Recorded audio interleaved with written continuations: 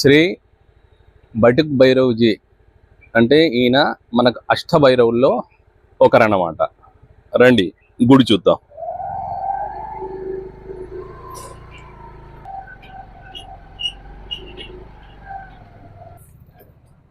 ఆయన పర్మిషన్ తీసుకుంటా నేను వీడియోది.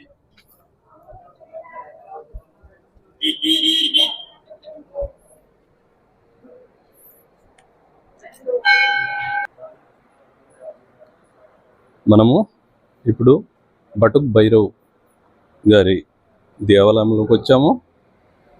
ఇప్పుడు చూడండి, స్వామిని దర్శించండి. ఓం శ్రీ కాలభైరవాయ నమః. ఓం శ్రీ కాలభైరవాయ నమః. ఓం శ్రీ కాలభైరవాయ నమః. ఈ దేవాలయం చాలా ప్రశాంతంగా ఉంటుంది.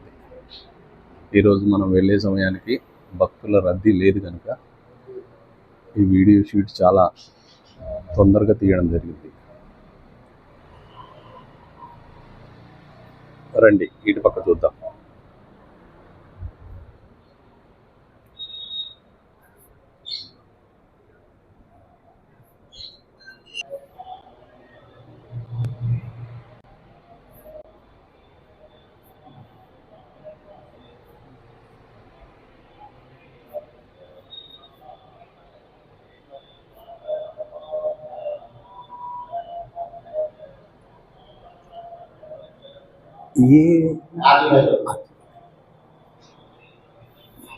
వాయిస్ ఏమన్నప్పుడు ఇస్తా.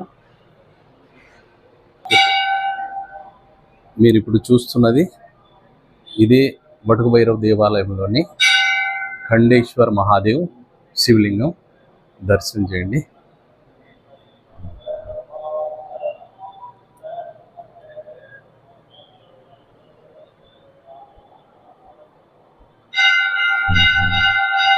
శ్రీ ఖండేశ్వర్ మహాదేవ్ ఇదే దేవాలయంలోని మరొక ఉపాలయము. ఆది భైరవ్ అనే ఇంకో భైరవుడు ఉంటారు. ఇది కూడా చూడండి, ఆది భైరవ్. ఈ భైరవుడు కూడా మన కాశీలో ప్రత్యేకం కాబట్టి దర్శించి తరించండి. ఈ దేవాలయంలో కుక్కలు ఉంటాయి. భైరవ్ అంటేనే భౌ అనే రవము చేసేవాడు కాబట్టి, భౌ అనే రవము కుక్కలు చేస్తాయి కాబట్టి భైరవ అనే పేరు కూడా ఉంది. ఓం నమ శివాయ.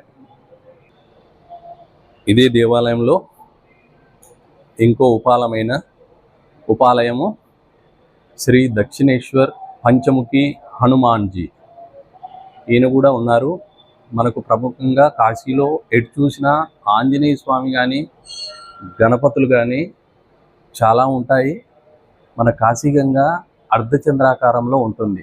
అయితే సెంటర్ పాయింట్ వచ్చేసి మనకు విశ్వనాథుడు ఉంటాడు. టోటల్గా అర్ధచంద్రాకారంలోనే కవరేజ్ ఉంటుంది.